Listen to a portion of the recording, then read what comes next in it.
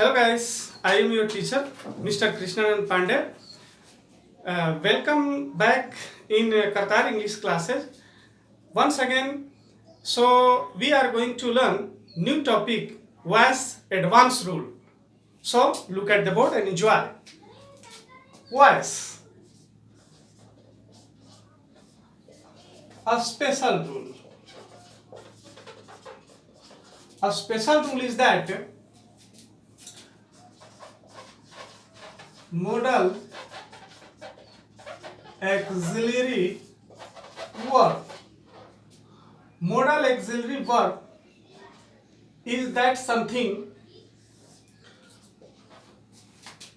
modal verb हम लोग किसे कह सकते हैं, आप लोग इसको बहुत ही आसानी से समझ सकते हैं कि modal auxiliary verb can का past tense could, may का past tense might,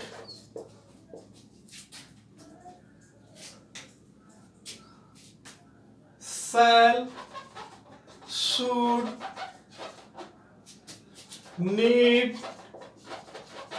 dare, ought to, etcetera. So हम लोग को आज वॉइस में स्पेशल रूल के माध्यम से सीखना है कि मोडल ऑक्सिलरी वर्ब को, जिसको हम लोग शॉर्ट में मोडल वर्ब भी कह सकते हैं, इसको यूज कैसे करते हैं. How to use modal auxiliary verb, short में मोडल वर्ब भी कहते हैं. तो जितना हम लोग देख रहे हैं, कैन का पास्ट टेंस कुड, मे का पास्ट टेंस माइट, सेल का past tense should, need, dare, ought to, etcetera, etc, जिसे हम लोग कहते हैं.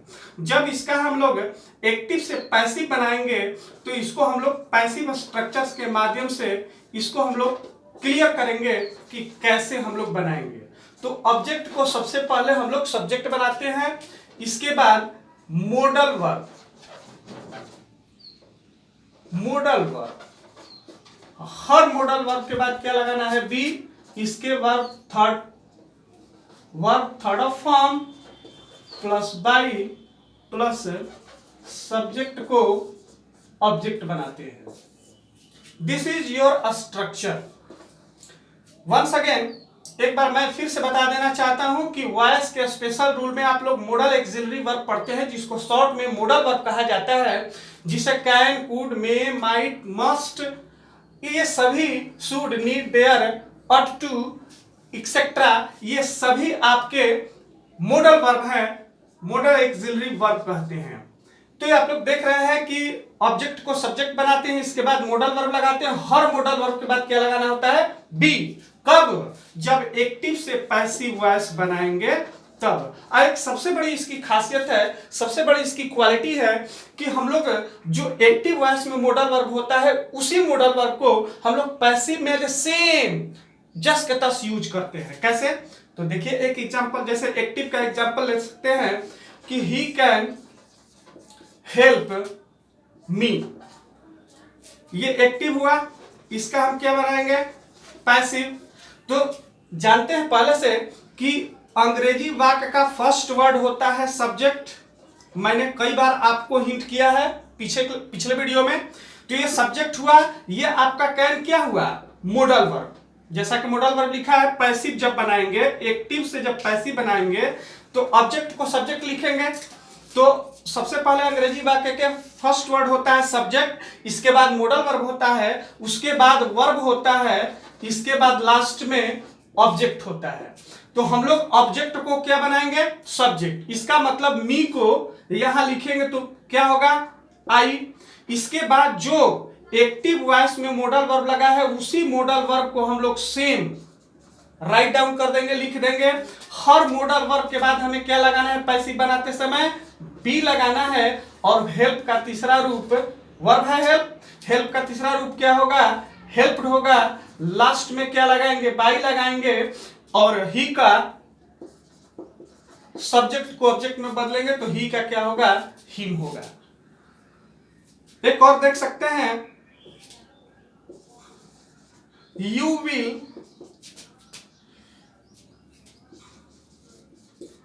Will support the poors. इसका ये एक्टिव है। इस एक्टिव का जब हम पैसिव बनाएंगे तो देखेंगे कि सबसे पहले ऑब्जेक्ट को लिखते हैं। तो ऑब्जेक्ट कहां रहता है किसी वाक्य के लास्ट में, तो लिखे द पुअर्स। इसके बाद जो आपका मोडल वर्ब लगा है पैसिव बनाते समय देख रहे हैं कि आपका एक्टिव परीक्षा में आता है, अब इसका पैसिव बनाते हैं। तो जब पैसिव का स्ट्रक्चर लिखे हैं उसी पैसिव को स्ट्रक्चर को फॉलो करना है।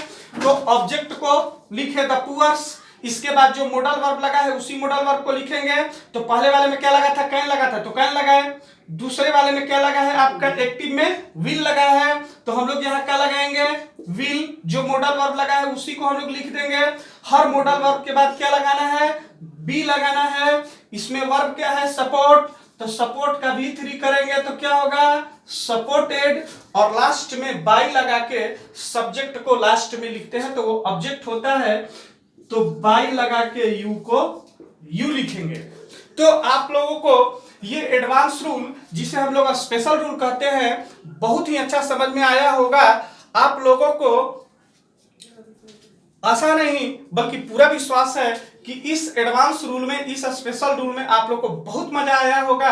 एक बार फिर से मैं हिंट कर देना चाहता हूं कि वॉइस के स्पेशल रूल में मोडल एक्सिलरी वर्ब जिसे कहते हैं can, could, may, might, must, shall, should, need, dare, ought to etcetera को हम लोग मोडल एक्सिलरी वर्ब कहते हैं। जब एक्टिव से पैसिव बनाएंगे तो इस पैसिव स्ट्रक्चर के हेल्प लेंगे।